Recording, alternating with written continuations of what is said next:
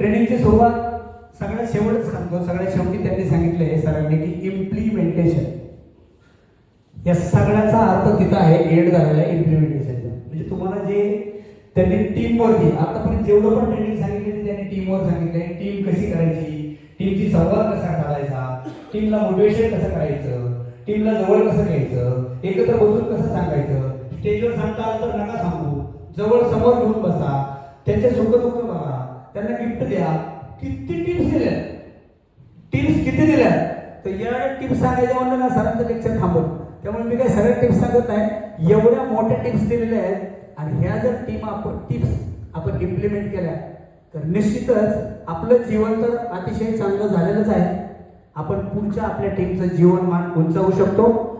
त्यांनी ज्यांना ज्यांना जॉईन करणार आहे, जे सर्वसामान्य छोट्या कुटुंबातले लोक आहेत, त्यांचं जीवनमान सुद्धा निश्चित मोठं होणार आहे. तर यासाठी खरं म्हणजे सरांविषयी तर मी एकच ट्रेनिंग सरांचं अटेंड केलं. महाराष्ट्रामध्ये अतिशय मोठं काम आहे, देशभर कदाचित नाव असेल त्यांचं. त्यांच्यातून एवढं मोठं काम घडतंय की शिक्षणाचं काम, एज्युकेशनचं काम घडतंय. आणि त्यांनी सांगितलं की 3 वर्षाच्या बाळापासून वृद्धापर्यंत आपण ट्रेनिंग देतो. लोकांचं जीवनमान बदलण्याचं काम करतायत. त्यांच्यातून फार मोठं पुण्याचं काम घडतंय. त्यांच्यातून कितीतरी मोठं न कळत आता सांगितले 2 विद्यार्थी आहेत, न कळत कितीतरी विद्यार्थी घडत आहेत. काही IAS ऑफिसर होतील, काही मोठे अधिकारी होतील.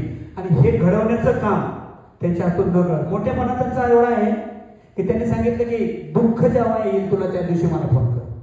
सुखात माझी आठवण केली नाही, किती मोठं मन आहे. सुखात माझी आठवण केली नाही तरी चालेल, पण ज्या दिवशी तुला अडचण येईल, ज्या दिवशी तुला प्रॉब्लेम येईल, त्या दिवशी माझी आठवण काढ, मी तुला मदत करायला तयार आहे. हे खूप मोठं लागतं. एवढं मोठं खूप मोठं मन लागतं.